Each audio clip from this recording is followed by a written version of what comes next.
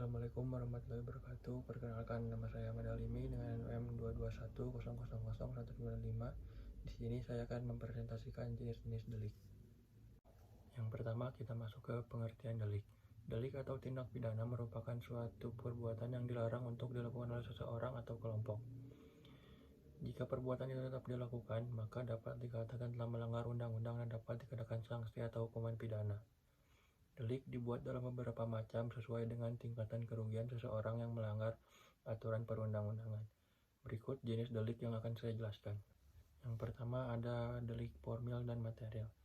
Delik formil ialah delik yang dianggap telah selesai dengan dilakukannya tindakan yang dilarang dan diancam dengan hukuman oleh undang-undang. Contohnya, pasal 362 KUHP tentang pencurian. Seseorang dapat dipidana karena pencurian meski barang yang hendak dicuri belum sempat diambil atau pencurian belum selesai. Delik material adalah delik yang dianggap telah selesai dengan ditimbulkannya akibat yang dilarang dan diancam dengan hukuman oleh undang-undang. Contohnya seperti pembakaran yang terdapat pada pasal 187 KUHP atau pembunuhan yang terdapat pada pasal 338 KUHP dan masih banyak juga yang lainnya. Yang kedua ada delik kejahatan dan delik pelanggaran.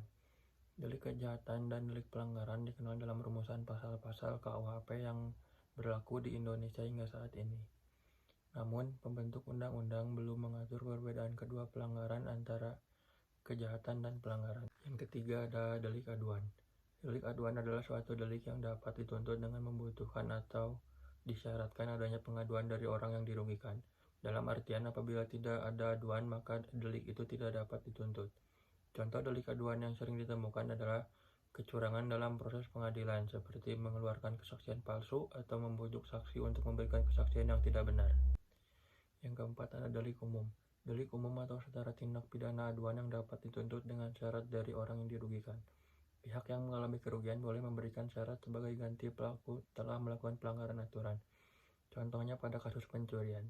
Pada kasus ini korban dapat meminta ganti rugi kepada pelaku. Yang kelima ada delik tunggal dan delik berganda. Delik tunggal adalah delik yang cukup dilakukan dengan satu kali perbuatan. Sedangkan delik berganda adalah delik yang dilakukan secara berulang-ulang dan melanggar aturan. Contoh delik berganda terdapat pada pasal 481 KUHP tentang penadahan sebagai kebiasaan. Yang keenam ada delik dolus dan delik culpa. Delik dolus merupakan suatu perbuatan pidana dengan unsur kesengajaan. Contohnya pembunuhan berencana yang terdapat pada pasal 340 KUHP. Sedangkan delik culpa adalah delik kealpaan yang merupakan suatu perbuatan pidana yang dilakukan tanpa adanya unsur kesengajaan dan dapat dikatakan sebagai perbuatan pidana yang dilakukan secara tidak sengaja. Contohnya kelalaian dalam berkendara yang menyebabkan kecelakaan lalu lintas. Ketujuh, delik komisionis. Delik komisionis dan delik komisionis per omissionem commissa. Delik komisionis merupakan delik pelanggaran terhadap perbuatan yang dilarang seperti pencurian, penggelapan, dan penipuan. Delik omisionis adalah delik yang berupa pelanggaran terhadap perintah atau tidak melakukan sesuatu yang diperintahkan. Misalnya tidak menghadap sebagai saksi di muka pengadilan seperti yang terdapat pada pasal 522 KUHP. Delik komisionis per omissionem commissa merupakan delik berupa pelanggaran larangan akan tetapi dapat dilakukan dengan cara tidak berbuat.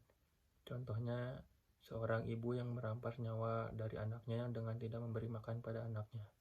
Yang kedelapan ada delik berlangsung terus dan delik tidak berlangsung terus. Delik yang berlangsung terus merupakan delik di mana keadaan terlarang berlangsung secara terus-menerus.